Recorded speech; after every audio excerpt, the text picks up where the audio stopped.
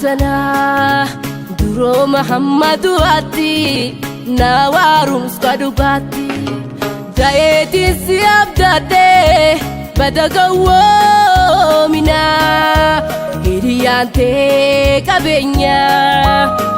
ya alamana kabenyi ko mulatu ya kanang koda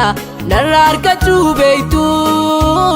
galgala ganamas nahangkatem beitu kanarana fiadu natifa keifate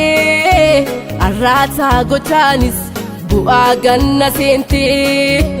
arrahamenyike ifanna mulate fadina ke hori kabenyam burte sarenatti kalte fadina ke hori kabenyam burte sarenatti kalte